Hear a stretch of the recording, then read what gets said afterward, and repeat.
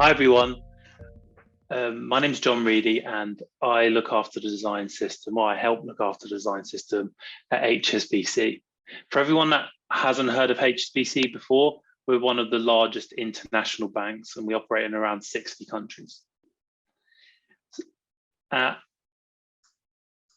HSBC, we see the world as an interdependent ecosystem. And we feel that when you start to see the world like an interdependent ecosystem, you start to see and realize opportunities everywhere. We think of that as a bank, we think of that for our customers, we also think of that for our design system. Today I'm gonna give you a little bit of context around the design system, but I'll spend most of my time talking about how our community works together and how we build and grow that design system as a group. So I'll start with a video that gives you a kind of 2-minute context of where we're at. Great design at HSBC starts well before we create a concept, place a pixel, or develop a delivery plan. HSBC's global digital design system was born out of the need for simplicity and modernity. It's a system whose purpose is to consistently guide our customers towards prosperity. It's made up of 6 components.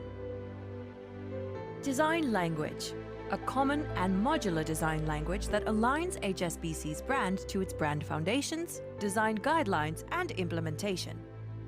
Our system helps us solve the most complex design challenges in the financial world, but it's also easy to use.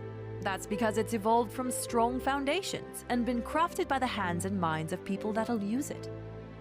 Community, a focal point for HSBC's design community that connects their creativity and experiences. Design thinking, a customer-centric model that guides the design process by defining key activities that ought to take place during a project.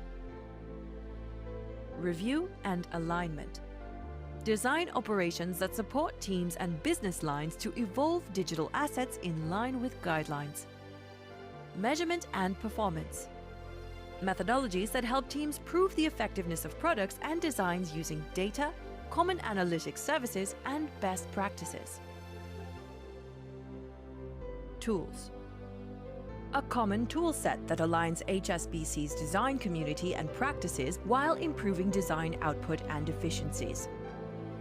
HSBC's global digital design system is part of our design DNA and a signature of our customer commitment.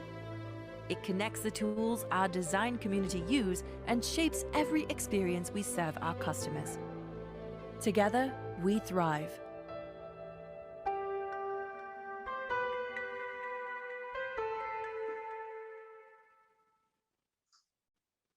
Create.hsbc is our platform for our design system. It's the home for brand and it's the home for design across the bank, and it's basically a centering point for our creative community. I'll talk about a few things within our design system, as I said, and then I'll kind of get onto the good stuff.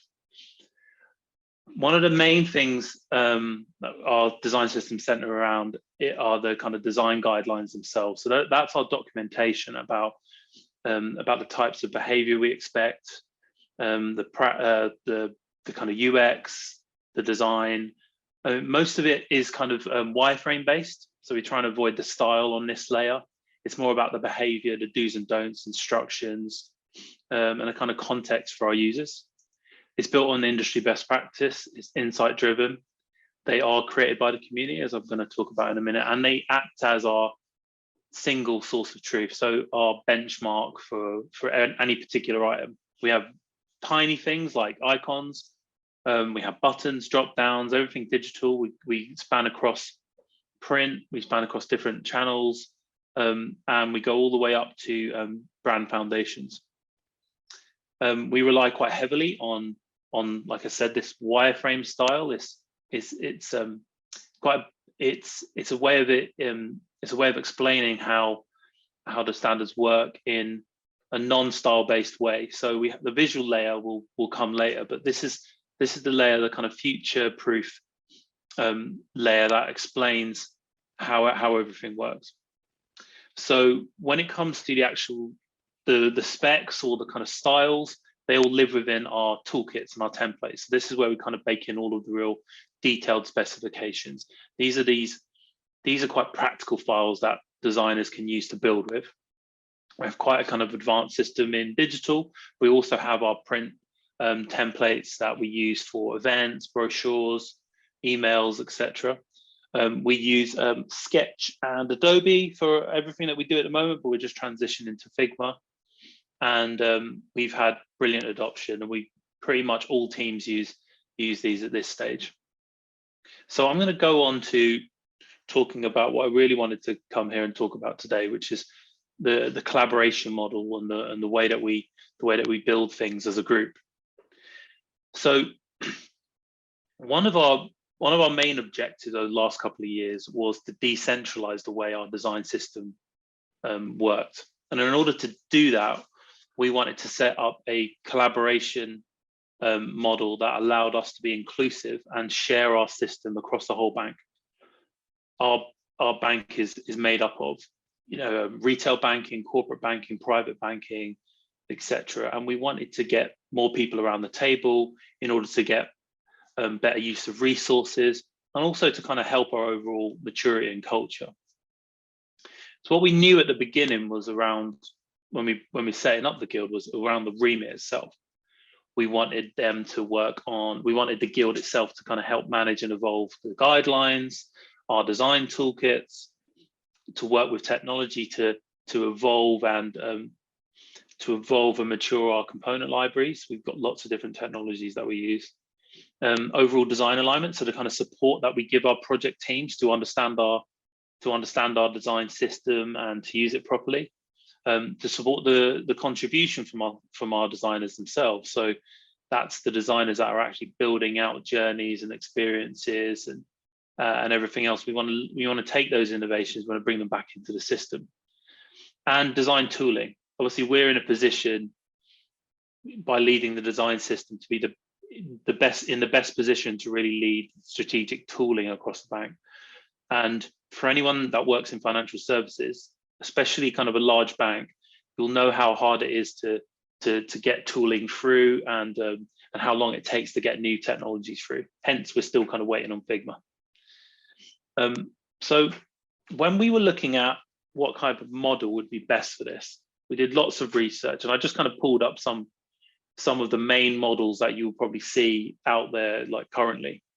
So you've got a centralized model, which is, I would say, your kind of traditional model. That means that dedicated central team basically does everything in the middle from a design system point of view, and the community itself kind of consumes, might collaborate, but they kind of generally just consume from that system in the center. So basically it's let us know what you need, we'll make it for you. So loads of pros there. I just kind of listed out pros and cons when we were going through this whole process, especially for the kind of stakeholders and leadership. So I suppose one of the pros are teams are dedicated to the design system. So that's kind of their one job. That's what they do all day long. They get very good at it, hopefully get very consistent, get very efficient about it. They start to identify opportunities and solicit requests, and they start to kind of build out that system and that relationship with the wider community. But from a cons point of view, it's very common to get an over dependence on the design system team, because it starts to be the situation where design teams can't really progress without that central team building everything for them, and then that can create capacity issues, and it can often mean that the team themselves have to go around, have to go outside or around to get things done, and then you start to get the breakdown.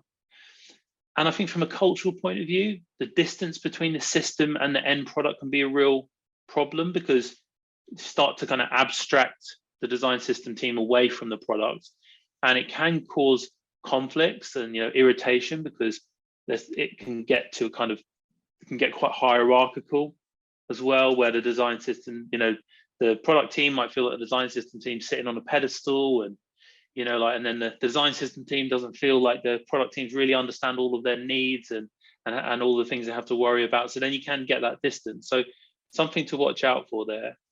And I think from a federated model, which is basically like the flip side, this is the model where designers and devs from the different teams, they run the system without quitting their day job.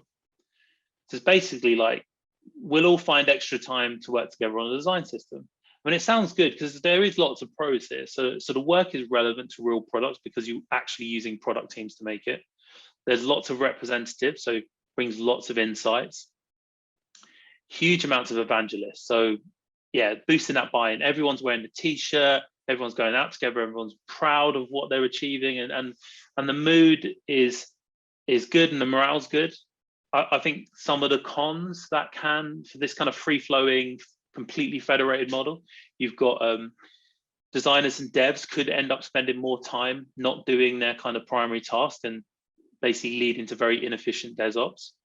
You've got resource can be unstable. So it can be unstable because really the product teams are the ones that are paying the wages. They have the complete leverage in the situation. So as soon as your product or your program team needs you, and so shit hits the fan, like the team's pulled out of their kind of secondary duties within the design system, and they're pulled back into their product team. And I've seen it where that happens, and you'll kind of your whole system will grind to a halt overnight because of these things. So we've got strong characters. So there's always strong characters in design, but I think when you haven't got sometimes when you haven't got that kind of the discipline in the middle, or you haven't got people making sure the trains run on time and conversations are balanced and well thought through, you can get those kind of tribal biases that you get within a particular product. Like imagine you're having the discussions about icons, but you know that in your program to change the icons would be an absolute nightmare. You can't really avoid the fact that it would make your boss's life a nightmare if you had to change the icons. So there's going to be natural biases there that you have to deal with, and confusion if decisions and actions are not documented correctly. So yeah, like if you're having a chat with someone, you come up with a great idea, and someone forgets to document it or agree it formally, and it just kind of goes into the pipeline and starts getting out there in the wild. That can happen, and it can just cause huge kind of conflict. So it's quite a difficult system to manage. Hence, we went for a hybrid plus model, or a federated plus model, or a hybrid model, where you get all of the good cultural benefits of a federated model, but you get a centralized, specific design system team to make sure the trains run on time, to make sure things are led correctly, sure things are balanced, etc. So the way we do it at HSBC is that we've got these different large kind of business lines or business units. We then have each business line has its own dedicated design system resource within their design system chapter. And then we have a central chapter, which is where I sit, and we also do the brand design. And that is that's kind of how we all work together, and we divvy up the tasks. I'll talk about that in a minute. We wanted this to become the chapters for their communities. We wanted them to be a conduit to kind of encourage community activity and people being connected. And we didn't want to create a kind of filter or a large kind of gateway around the system again. We wanted to be more open. So we wanted a multi-layered approach where everyone has a job to do within the system. So we have the leadership, who obviously are helping us steer and direct and get funding and get remove problems and barriers. We've got the working group, which is kind of like that guild in red. Those are the kind of dedicated resources within each area. The guys that are doing it like either half-time or completely full-time. Then you've got the contributors, the guys that have got one foot in the camp, really, really involved, but they're still kind of working on their products. And then you've got the community who are consuming, but they're also giving back through this contribution. So again, we want everyone to feel part of it, so they feel like they have a voice, like they have a say.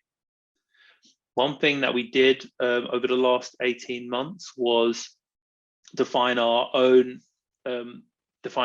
design thinking model for HSBC. And we use that design thinking model religiously in the creation and the evolution of our design system. So we use it for the guidelines that we showed you, the documentation.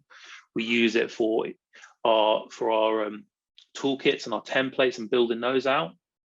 And we have we try to we try to standardize this approach, so all of the chapter teams use it. Each one of these phases has a specific kind of design system deliverable that relates to what we do, and we're very kind of careful about getting approvals and sign-offs for all of those deliverables. One of the things to mention is, because we're working with lots of different teams and we're all doing individual work streams, some of the projects are small, some of them get done in a couple of weeks, other ones take 3 months. We just did data viz, which took a large amount of time. So we're just kind of, we want people to move through the phases as much as possible. Obviously, with any design thinking model, it doesn't have to be linear. We try to make sure that all elements are covered. So when we get to the end of the line, people can feel very confident about adopting. So from a design work, so design workshops is how we build our guidelines. So every chapter is kind of working on their own particular standards at any one time, but we come together once a week, kind of formally on a Friday. We have a 1.5 hour session that we do via Zoom now, and we use, I think, either Mural or InVision at this stage. And we basically work together. So if you think back at that design thinking model, sometimes people are bringing briefs. They're bringing their kind of mobilized stage. They're bringing the brief in, and they want to discuss whether they've got the right coverage, because every one of our guidelines are global. So if retail banking are doing something, they have to kind of consider corporate banking and private banking. So teams come at different stages in that life cycle, and they bring in and they get the support from the community. So it's not the community, the guild itself, which probably makes up about 25 people if we include accessibility, copy, brand, etc. So outside of the creation of our design system, I think we've got some of the kind of community-based activities. So from a community and culture point of view, really do need to focus on having a rich culture, having a kind of warm community that feel connected, etc. And one of the ways that we do it is we have community events, which are now on Zoom. We've been running them for about 6 years, and it helps people feel connected. It helps our creative community across the globe, which makes up quite a couple of thousand people in reality, and it keeps them connected, and it keeps them aware and also talking to one another. So that was very successful really over the last 6 years. That create.live is what we call the event. So that's kind of what we had in the middle. So what we did last year was we started to increase that. So we started to add these smaller events below. So Create Live Presents, which we have kind of external takeovers where we invite really interesting speakers to come in, either kind of cultural speakers or people that are kind of creative in different industries, and they come in and they're there to inject passion into the community, and they're kind enough to kind of explain how they work and have lots of kind of discussions, and they basically take over a mini event.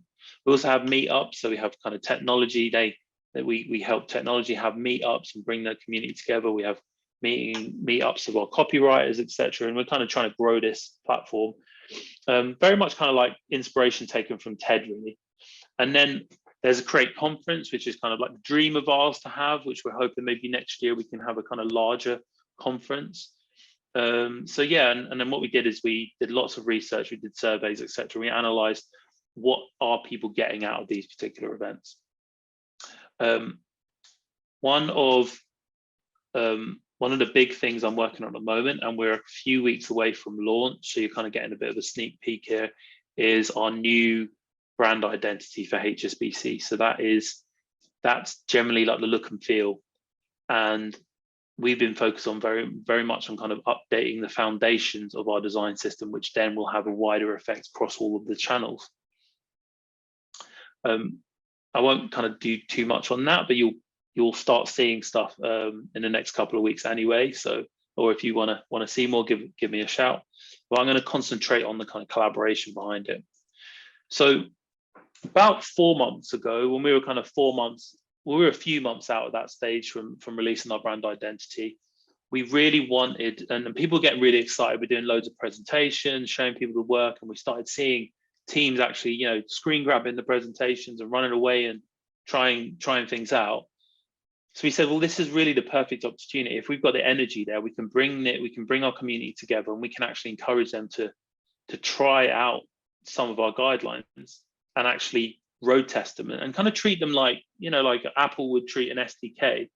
We called it our brand design kit, a BDK version 1. So we released that, I think it was June or July. And then we had a 12-week program where we invited teams in to kind of be part of that. We had lots of weekly meetings, etc. I'm going to talk about that in a sec. But what it all really came out as was a living wall. So I'd love to show you this stuff, but it's all a little bit secret, so I can't kind of zoom in or anything. But what you've got up here is you've got a spread of about 28 different projects. So you've got airports up here, you've got social media, you've got live events, videos, anything you can think of really, online banking, mobile applications, tablet applications, the redesign of Create HSBC I mentioned earlier, and overall kind of above the line and everything. And it was the first time I think we had such a large group brought together like this. And we had, and it meant that we had, our mobile guys had a chance to, on a weekly basis, feedback on what's happening in airports. And we had big projects actually learning from tiny projects that were kind of exploring things, and it was pretty amazing. And it's really changed us. And this is only really recently, really. We only wrapped this up, I think, 2 weeks ago. Some of the stats around that was that we had about 290 pieces kind of community-based feedback that went back to the individual teams. We had ongoing about 95 different community members that were kind of as part of this sandbox. Projects, as you can see, lots of meetings. The leadership are really, really excited.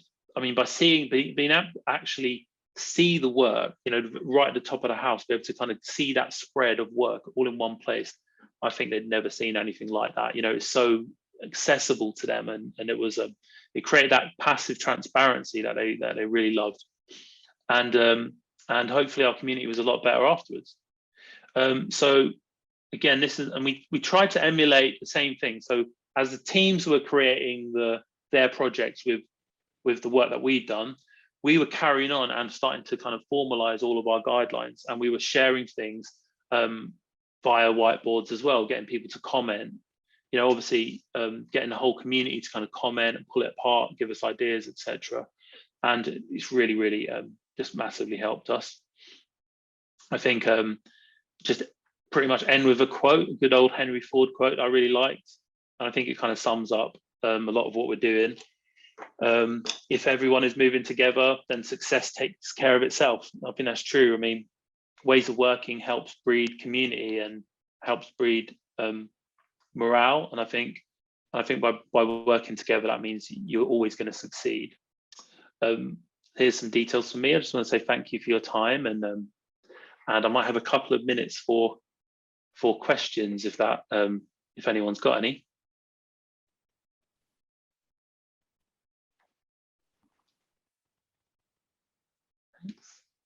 There we are. Thank you, Jon. Yes, we do have a couple of minutes for questions, so drop them in the chat now. And I will get started with the first one. Okay, so Jon, looking back in the beginning of your presentation, when you were talking about centralized model, how do you counter the overdependence design systems teams can encounter? Overdependence on design system teams, I would say by allowing the community to be involved. So actually getting empowering the communities to actually move ahead with things, to support them in creating their own innovations. And if something isn't done by the design system team, something isn't ready, it's always going to be new things coming out on a daily basis. I think the communities always should be ahead of the design system team, I think. And if they've got new ideas, you want to support them to help them push things forward, not hold them back and create bottlenecks. Absolutely. We have another question about the federated model. So how do you ensure decisions and actions are documented? Is that even possible? Well, I think that the point I was making was with a kind of completely federated model, and I'm kind of using the extreme plants where you kind of get loads of designers and developers together that are doing their day job, and you say, hey, why don't we get together and we'll do a kind of design system? And then people are like, yeah, okay, tell you what, why don't we meet up on a Tuesday and and then suddenly everyone, there's no one actually, taking a notes, document and all the kind of basic things. So what we did was we actually created a very small centralized team in the center to help support that. So I think that's what would generally have to happen with any system. But we kind of stipulated at the beginning that team in the middle is going to be the team that makes sure things run on time, make sure the meetings happen, the documentations happen, make sure the direction is clear, make sure the small voices are listened to, and just make sure everything is well balanced and coordinated, really. Yeah, you said it. Make sure the small voices are listened to. Thank you, Jon, so much for this insightful presentation.